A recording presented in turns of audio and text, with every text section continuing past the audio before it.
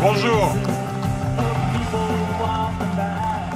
Bonjour et on est très heureux d'être là. On est très heureux d'être là à Marseille. Et comme dans tous les rendez-vous qu'on fait comme ça sur les places publiques, il y a le soleil.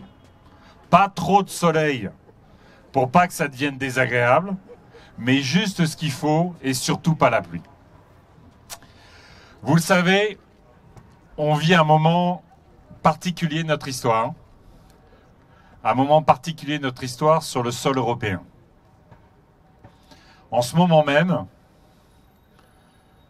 en Ukraine, dans les rues, dans les maisons, des femmes et des hommes se battent pour leur liberté. Ils se battent pour la démocratie, ils se battent pour l'intégrité de leur territoire. Nous le savons, ils se battent aussi pour l'ensemble de ces valeurs européennes. Ce qui se joue en Ukraine aujourd'hui, c'est le front de la paix, c'est le front de la sécurité, c'est le front des libertés, c'est le front de la démocratie. Ils le font souvent dans les pires conditions. Ils le font face à un dictateur qui, depuis tant d'années, suit exactement la même politique. Depuis tant d'années, Vladimir Poutine, c'est le même refrain. Vous voulez la démocratie? Vous aurez la guerre. Vous voulez la liberté? Vous aurez la mort. Ça fait 20 ans qu'il le fait. 20 ans que Vladimir Poutine est un dictateur. On l'a vu en Tchétchénie, le massacre des Tchétchènes. Il a bombardé les populations civiles en Syrie. Et nous pourrions parler de la Géorgie, de la Biélorussie, de l'Ukraine.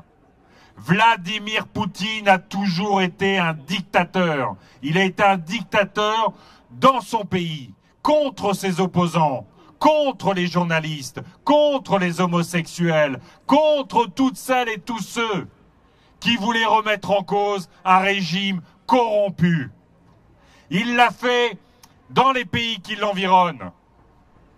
Et à aucun moment, pour les écologistes, il n'a été question de capituler vis-à-vis de Vladimir Poutine. Parce que Vladimir Poutine, son problème, c'est pas l'OTAN. Son problème, c'est la démocratie. La démocratie chez lui, la démocratie à ses frontières. Alors oui, on peut être fier aujourd'hui qu'en tant qu'Européens, il y ait des sanctions massives contre Vladimir Poutine et tous les oligarques qui l'entourent. On peut être fier qu'en tant qu'Européens, la Russie, parce que c'est le choix de Vladimir Poutine, a été mis au banc de la communauté internationale. Et c'est jamais simple dans un tel conflit. C'est jamais simple dans un tel contexte. Mais quand vous avez des femmes et des hommes qui défendent leur liberté, qui défendent la démocratie, qui défendent leur pays contre une invasion, contre un dictateur qu'ils n'ont jamais provoqué, eh bien oui, comme on aurait dû le faire pendant la guerre d'Espagne. Moi, je suis pour qu'on fournisse des armes pour que les Ukrainiennes et les Ukrainiens se défendent.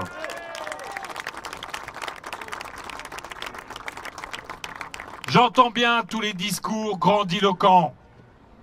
J'entends bien les grandes analyses géopolitiques pour nous rappeler qu'il faut défendre la paix. Oui, ça ne nous avait pas échappé qu'il fallait défendre la paix.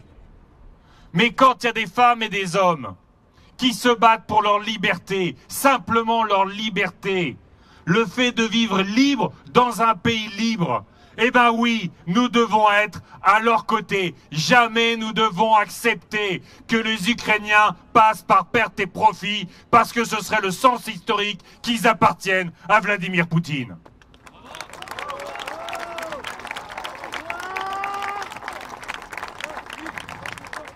Et ça vous a pas échappé. Ce qui se joue, vous savez, j'étais au Parlement hier, au Parlement européen. Ça a été un grand moment d'émotion quand le président Zelensky a pris la parole. Il a rappelé combien il était européen. Il a rappelé combien jamais l'Ukraine n'avait provoqué la Russie. Vous le savez, jamais l'Ukraine, il a été question que l'Ukraine rentre dans l'OTAN. C'est pas le sujet. Et il était là, il racontait les femmes et les hommes qui sont en train de mourir. Simplement, encore une fois, parce qu'ils ont à cœur de rester chez eux libres. Et bien dans ce moment, à l'échelle de l'Europe, on a aussi parlé de ce qui a construit toutes les complaisances vis-à-vis de Poutine. Et il y a quelques semaines, il y a quelques mois, le grand débat européen, peut-être vous en souvenez, c'était ce qu'on appelle la taxonomie. Comment des investissements sont à des conditions beaucoup plus favorables pour engager la transition écologique et protéger le climat. À ce moment-là, le débat européen, c'était est-ce que le gaz et le nucléaire sont des énergies vertes? Et c'était un drôle de moment hier, de voir la présidente de la Commission européenne, de voir tous les groupes politiques qui, il y a quelques semaines, nous expliquaient à quel point on avait besoin et qu'il fallait favoriser le gaz russe, nous expliquer aujourd'hui combien ces dépendances énergétiques aux énergies fossiles construisaient des complaisances politiques et que ça tuait la démocratie en plus de tuer le climat.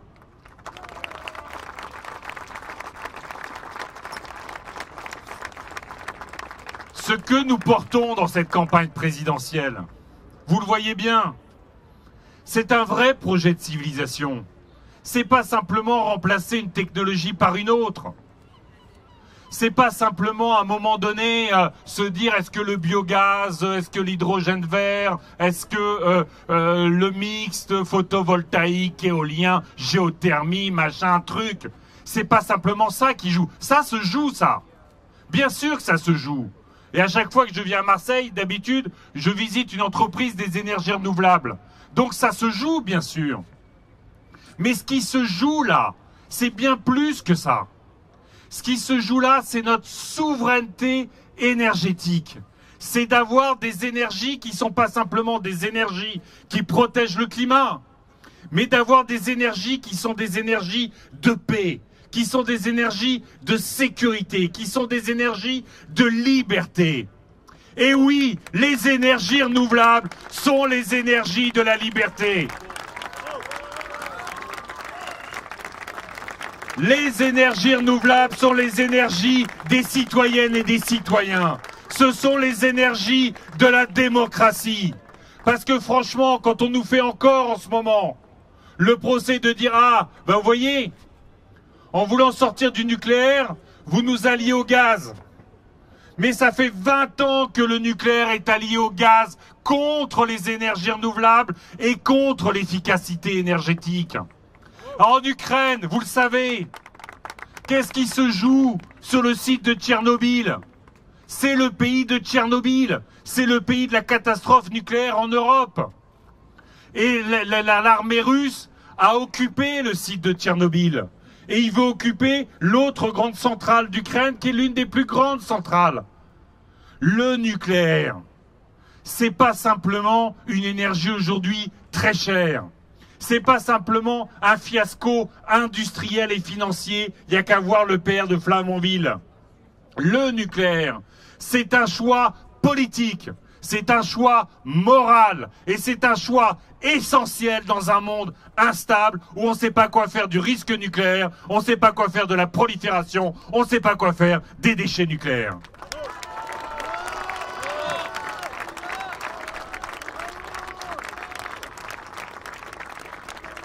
Je parlais du débat qu'on a eu sur les énergies qui peuvent sauver le climat. Ça renvoie au débat sur l'efficacité énergétique. Il y a, en 2018, 2017, 2018, nous discutions au niveau européen de nos ambitions en matière de climat, en matière d'énergie renouvelable et en matière d'efficacité énergétique. Et nous nous étions battus au Parlement européen pour construire une majorité pour que, peu importe les chiffres, mais qu'à l'horizon 2030, l'objectif d'efficacité énergétique, ça soit 40%. Les États, parce qu'ils préfèrent produire de l'énergie que l'économiser, parce que les lobbies sont plus souvent les lobbies de la production énergétique, notamment des énergies sales, plutôt que le lobby des économies d'énergie, eh bien les États sont tombés sur 32%. 32% au lieu de 40%. Avec 40% d'efficacité énergétique en 2030, on réduit de moitié notre consommation de gaz et de 2/3 nos importations. La différence entre l'objectif que le Parlement portait et l'objectif que les États portaient, cette différence entre 40 et 32, c'est en volume les importations de gaz russe.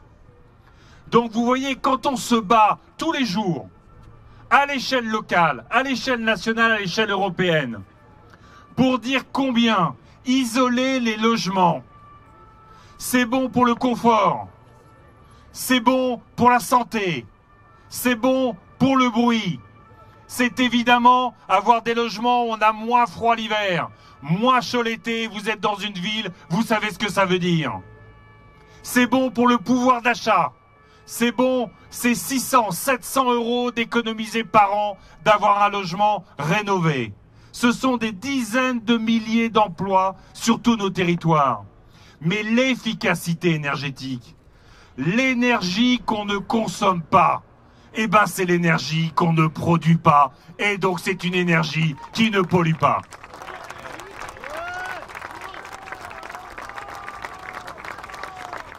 Et on va nous dire, oui, les écolos, si vous voulez pas le gaz, il faut le nucléaire. En 2018 encore, Emmanuel Macron signe et met en scène, vous savez comment il sait le faire, il met en scène 2 contrats qu'il signe avec Vladimir Poutine. Déjà, il devait le tutoyer. Je ne sais pas comment un président de la République française qui porte les valeurs de la République, liberté, égalité, fraternité, peut choisir de tutoyer un dictateur. Ça, c'est pas normal. Au nom de la France, c'est pas normal. Il signe 2 contrats avec Poutine en 2018. Le gaz pour Total. Total est la seule multinationale de l'énergie qui veut continuer à rester en Russie. Comme ils sont restés trop longtemps en Birmanie. Comme ils font des forages pétroliers en Afrique qui dégueulassent tout. Comme ils veulent forer en Arctique. Donc Macron signe avec Poutine le contrat de Total. Et maintenant, il nous explique qu'ils ne peuvent pas arrêter Total en Russie. Et le deuxième contrat qu'il signe, Macron, avec Poutine, c'est Orpea. Il signe un contrat pour le développement d'Orpea en Russie. Alors vous voyez bien ce qui se joue dans cette présidentielle, y compris quand on regarde cette crise terrible qui se passe en Ukraine et en Europe. Ce qui se joue, c'est un projet de société. Ce qui se joue, c'est un projet de liberté. Ce qui se joue, c'est un projet de sécurité. Oui, ce sont les écologistes aujourd'hui qui, par la transition énergétique, portent un projet de sécurité et de prospérité partagée.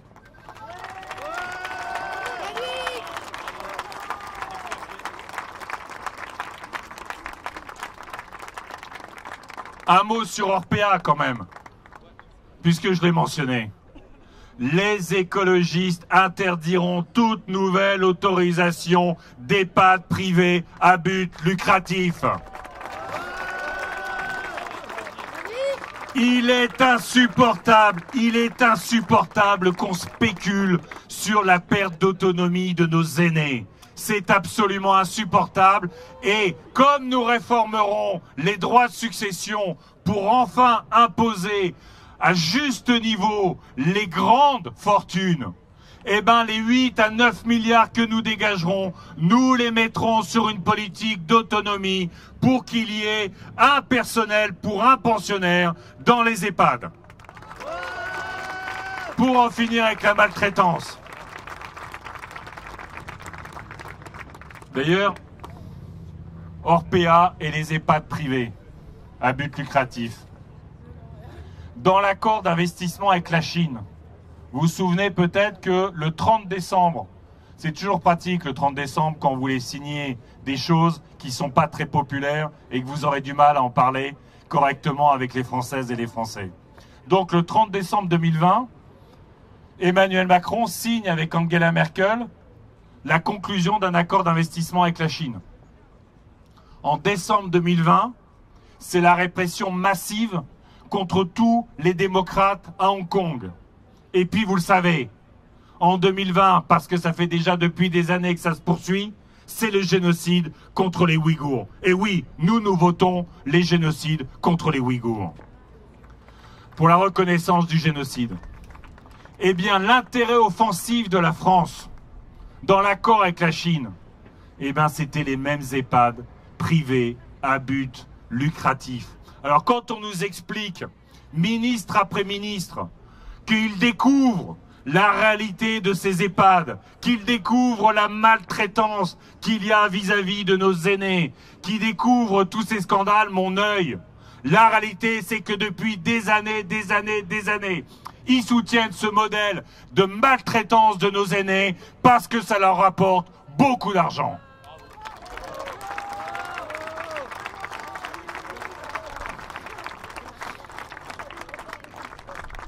Autre leçon que nous devons tirer de la guerre en ce moment, c'est la question agricole. Vous le savez, l'Ukraine est historiquement le grenier à blé de l'Europe. Et on nous explique qu'effectivement, et c'est probable, cette guerre va avoir des conséquences sur notre agriculture, nos paysannes, nos paysans, et évidemment, potentiellement, sur le prix de ce que nous consommons. Là aussi, c'est quoi les impacts qu'il va y avoir? Les impacts qu'il va y avoir, c'est que probablement le tourteau de soja va augmenter. Pour l'élevage industriel, c'est une catastrophe. Les engrais azotés qui ont besoin de gaz vont augmenter. Pour une partie de nos agriculteurs, c'est une catastrophe. Et puis, il y a des débouchés en Russie et ailleurs qui peuvent se fermer, y compris pour l'élevage le plus intensif de cochons.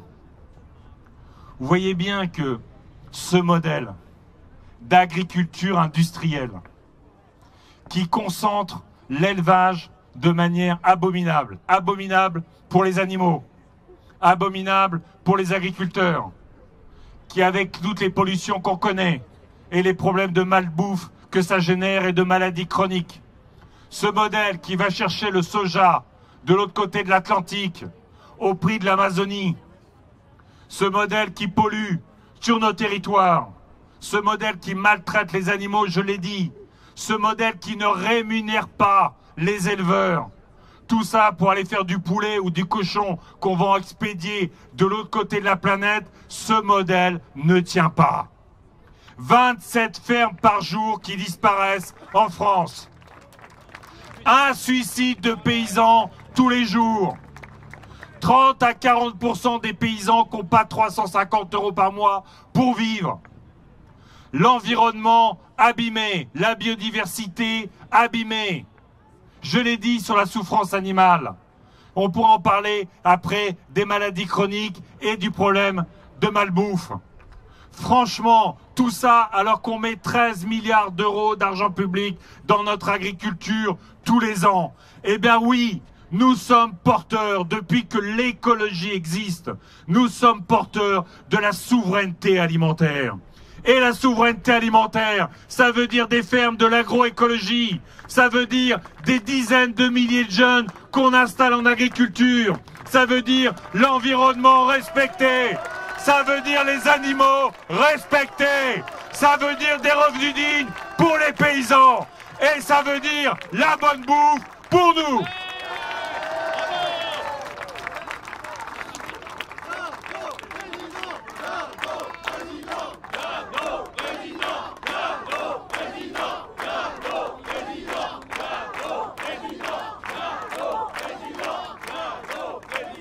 Alors vous l'avez compris les amis, notre projet, c'est un projet de civilisation. Et ça doit être ça, le grand débat de la campagne présidentielle. On a un pays qui, vous vous en souvenez, il y a 2 ans, on y participait toutes et tous. On réfléchissait au monde d'après. Chacun donnait son avis sur le monde d'après. Pour tirer toutes les leçons de la pandémie et de ce que ça avait révélé. L'hôpital public abandonné, maltraité, les lits qui ferment, les infirmières, les médecins qui s'enfuient, les aides-soignants aussi, parce qu'ils, malgré leur héroïsme, malgré leur engagement, n'en peuvent plus des bas salaires et des mauvaises conditions de travail. On réfléchissait au monde d'après en tirant toutes les leçons sur le lien entre la santé environnementale et l'effondrement de la biodiversité, la déforestation, la santé animale et les élevages industriels et la santé humaine. On réfléchissait à retrouver de la souveraineté économique, industrielle, face à une mondialisation libérale qui met en concurrence tout le monde contre tout le monde. On réfléchissait à changer de société.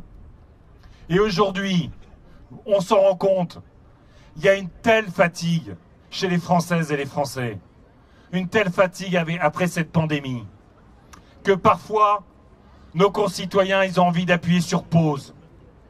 Ils ont envie que toute cette mondialisation, que tout ce qui tape, ça s'arrête. Qu'on arrête les chocs climatiques, qu'on arrête les chocs d'inégalité, qu'on arrête les injustices, qu'on arrête les réformes, qu'on arrête la mondialisation, qu'on arrête le terrorisme, qu'on arrête les crises financières, que tout s'arrête pour retrouver un peu de stabilité, un peu de sérénité. Et en même temps, les Françaises et les Français savent que justement, pour retrouver de la stabilité, pour retrouver de la sérénité, eh ben, il faut transformer notre pays. Il faut transformer notre modèle de société. Et jamais on a eu autant les moyens de le faire. Jamais on a autant connu, autant su le dérèglement climatique avec le rapport du GIEC qui est sorti lundi. Jamais on a autant su l'effondrement de la biodiversité et ce que ça se signifie, sur nos conditions mêmes d'existence. Jamais on a autant su les inégalités. Jamais, parce qu'il y a l'histoire, on a autant su ce que voulait dire l'extrême droite dans notre pays. Jamais on a autant su les dégâts du libéralisme technocratique qui nous gouverne. Et jamais, jamais, on a autant su toutes les initiatives qui nous font sourire, toutes les initiatives qui nous enthousiasment, dans les fermes, dans les entreprises, dans les centres de recherche, dans les services publics, dans les associations, partout, le monde qui va bien est là, partout, le monde qui va bien existe. Alors notre responsabilité dans cette campagne, ça va être à la fois de montrer, de démontrer à quel point toutes les crises que nous traversons ont souvent la même origine. Un modèle économique prédateur, qui est devenu un modèle économique d'accaparement des ressources naturelles, parce que ces ressources naturelles deviennent rares. Alors oui, et c'est pour ça qu'on est sur les places publiques. Nous allons expliquer aux Françaises et aux Français pourquoi toutes ces crises et que on peut pas demain revenir à la situation d'avant. Que la grande leçon de ces années, c'est que nous devons transformer notre modèle de société, c'est que nous devons remettre de l'entraide, de la bienveillance, de la solidarité, de la justice sociale, de la démocratie.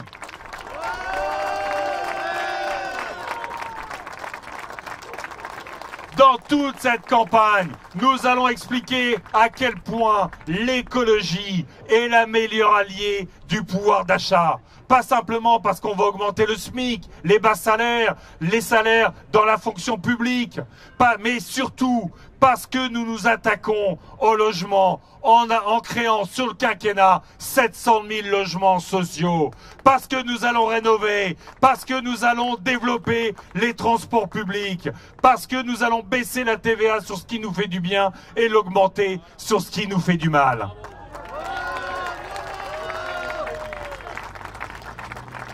Nous allons expliquer dans cette campagne, et nous le faisons déjà, et vous le faites déjà sur le terrain, à quel point notre projet est un projet pour la jeunesse.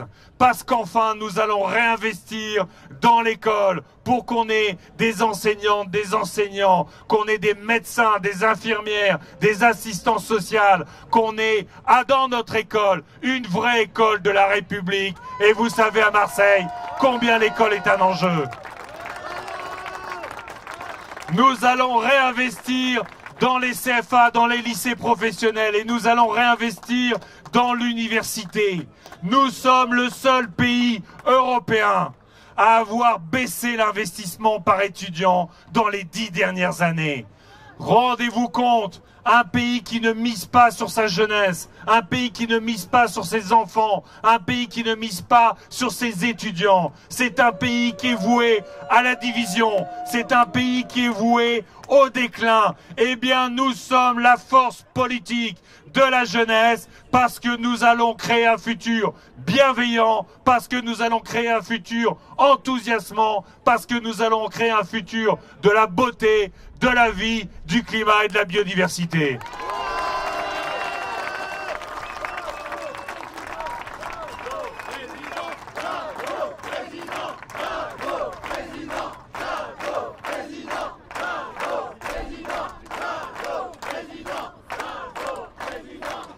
Alors les amis, il faut qu'il y ait cette campagne présidentielle. Je l'ai dit, notre pays est taraudé par les tensions, par les colères, par les angoisses. Et que toutes ces tensions, toutes ces colères, toutes ces angoisses que manipulent un certain nombre de candidats pour choisir les boucs émissaires, pour stigmatiser une partie d'entre nous, parce que cette partie-là n'aurait pas la bonne couleur de peau, la bonne religion ou le bon prénom. Pour sortir de ces tensions, pour sortir de ces angoisses, il faut qu'il y ait un débouché politique. Il faut qu'il y ait un débouché politique à l'angoisse. Il faut qu'il y ait un débouché politique à la colère. S'il arrivait dans notre pays que nous ne puissions pas débattre projet contre projet, c'est ça la démocratie. Débattre projet contre projet pour dire nos solutions à la fois aux difficultés du quotidien qui minent la vie de nos compatriotes, mais pour dire aussi nos projets pour notre pays. La France, c'est notre maison, l'Europe, c'est notre village. Et nous sommes toujours dans l'Europe et nous avons toujours un regard de solidarité internationale. Si nous n'avons pas cette occasion-là, ce qui risque d'arriver, si ce ne sont pas les écologistes qui gagnent cette élection, c'est encore une possibilité. Ce qui risque d'arriver, c'est que notre pays, effectivement, pourrait aller vers des récits de suicide collectif, des récits de grands remplacements, des récits de haine. Face aux pulsions de mort, nous serons toujours les pulsions de vie. Face aux pulsions de haine, nous serons toujours les pulsions de fraternité. Alors à Marseille, comme dans toute la France, nous allons dire aux Françaises et aux Français que le suicide français n'est pas notre best-seller, que notre best-seller, c'est l'espoir, que notre best-seller, c'est la dignité, que notre best-seller, c'est la lutte contre les discriminations, contre le racisme, c'est la lutte pour les libertés, pour l'émancipation individuelle et collective. Alors il nous reste quelques semaines pour convaincre la France que l'écologie est le seul projet qui regarde l'avenir dans les yeux. L'écologie est le seul problème qui affronte les grands défis de notre pays et de l'humanité. Le climat, la biodiversité, la justice sociale et la démocratie. Alors allons en campagne, les amis, et portons l'écologie. Elle est belle, elle est forte. Merci.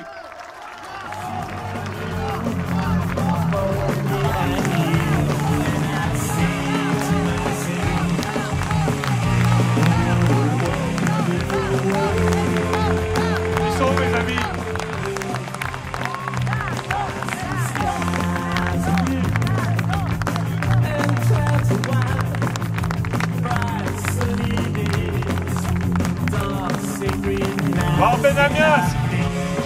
sur la scène, place publique. Alors, place publique, tu montes pas encore sur la scène? Va falloir choisir, camarade.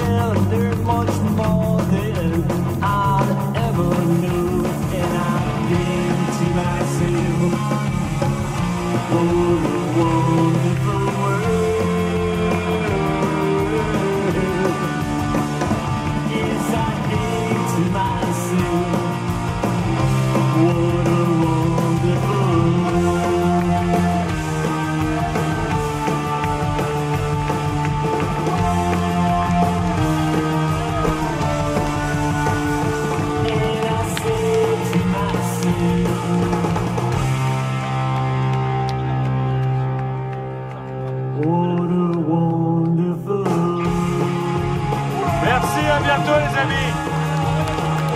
Ouais, vive l'OM quand même, hein.